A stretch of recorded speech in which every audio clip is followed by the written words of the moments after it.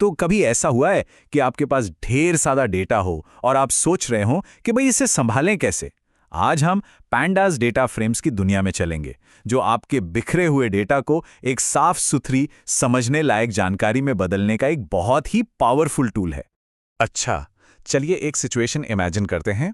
मान लीजिए कि आप एक टीचर हैं और आपके पास अपनी क्लास के सभी स्टूडेंट्स के मार्क्स, उनकी अटेंडेंस और होमवर्क के स्कोर हैं। इतनी सारी जानकारी को आप पाइथन में कैसे ट्रैक करेंगे? हाँ, एक तरीका तो है कि इसे पाइथन की डिक्शनरी में रख दें, लेकिन थोड़ी देर में ये सब खिचड़ी बन जाती है ना, पढ़ने में भी मुश्किल।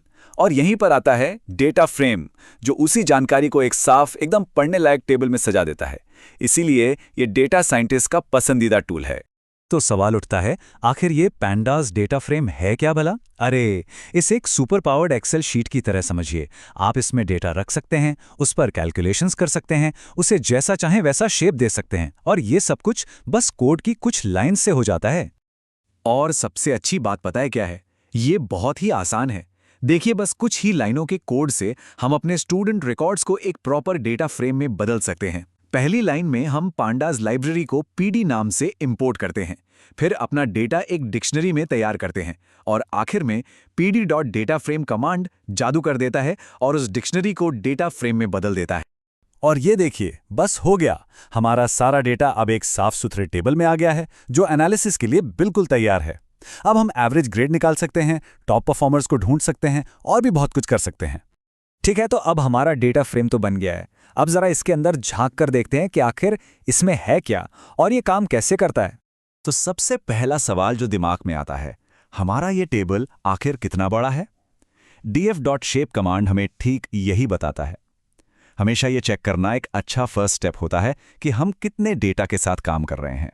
और जवाब मिलता है 3,3। इसका सीधा सा मतलब है कि इसमें 3 रोज हैं, यानी 3 स्टूडेंट्स का रिकॉर्ड, और 3 कॉलम्स हैं, मतलब हर स्टूडेंट के बारे में 3 तरह की जानकारी, उनका नाम, मार्क्स और अटेंडेंस। अच्छा, ये तो हो गई साइज की बात, पर अगर हमें और गहराई में जानना हो कि इसके अंदर क्या क्या है, तो हम df.info कमांड का इस्तेमाल करते हैं। ये हमें हर कॉलम की पूरी जन्मपत्री दे देता है। यहां पर ध्यान देने वाली चीज है डी टाइप वाला कॉलम। ये बताता है कि मार्क्स एक नंबर int 64 है, जिस पर हम हिसाब किताब कर सकते हैं, और नेम एक ऑब्जेक्ट है, मतलब ये टेक्स्ट डेटा है। ये छोटी छोटी बातें आगे चलकर बड़े बड़े एरर्स से बचाती हैं। अब मान लीजिए कि हमें सिर्फ मार्क्स में इंटरेस्ट है, हमें क्लास का एवरेज निकालना है। तो इसके लिए पहले हमें सिर्फ मार्क्स वाले कॉलम को अलग करना होगा। ये बहुत आसान है, बस कॉलम का नाम स्क्वायर ब्रैकेट्स में लिख दीजिए। अब एक बहुत ज़रूरी बात, डेटा निकालने के 2 मेन तरीके हैं, .log और .ilog। इसे ऐसे समझिए, .log नाम से बुलाता है, जैसे अमित का डेटा दिखाओ, और .ilog उसकी पोजीशन से, जैसे जो लाइन में दूसरे नंबर पे है उसका डेटा दिखाओ। छोटा सा फर्क है, पर बहुत काम का है। चलिए, अब तक हम अपने डेटा को देखना और समझना सीख गए हैं। अब बारी है इसे अपनी ज़रूरत के हिसाब से बदलने की। इस सेक्शन में हम डेटा को फिल्टर करना और उसमें नई जानकारी जोड़ना सीखेंगे।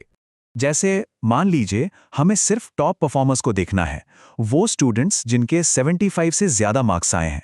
इसके लिए हम डेटा को फिल्टर करने के लिए एक सिंपल सी कंडीशन लगा सकते हैं। देखा आपने, बस एक छोटी सी कमांड और हमारे पास सिर्फ टॉप परफॉर्मर्स की लिस्ट आ गई। यही तो जादू है पांडास का। कोड से रिजल्ट तक का ये सीधा कनेक्शन ही इसे इतना पावरफुल बनाता है।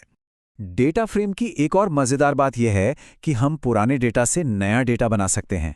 जैसे यहाँ हम 40 मार्क्स की कंडीशन के आधार पर एक नया रिजल्ट कॉलम बना रहे हैं, ये देखने के लिए कि कौन पास हुआ। और ये रहा हमारा नया अपडेटेड डेटा फ्रेम। अब एक नज़र में पता चल रहा है कि कौन से छात्र पास हुए हैं। ये जानकारी हमें उन लोगों पर ध्यान देने में मदद कर सकती है जिन्हें शायद थोड़ी एक्स्ट्रा हेल्प की ज़रूरत हो। बहुत बढ़िया, हमारा डेटा अब साफ सुथरा है, ऑर्गेनाइज्ड है। अब असली काम शुरू होता है, यानी इससे कुछ दिलचस्प सवाल पूछना, और यहीं पर एनालिसिस काम आता है। देखिए, ग्रुप बाय का फंडा बहुत सिंपल है, स्प्लिट, अप्लाई, कंबाइन। मतलब पहले डेटा को ग्रुप्स में तोड़ो, जैसे पास और फेल वाले स्टूडेंट्स, स्प्लिट, फिर हर ग्रुप पर कोई एक्शन लो, जैसे एवरेज निकालना, अप्लाई, और आखिर में नतीजों को एक साथ जोड़ दो, कंबाइन। तो चलिए एक काम का सवाल पूछते हैं, जो स्टूडेंट्स पास हुए हैं और जो नहीं हुए, उनके एवरेज मार्क्स में कितना फर्क है।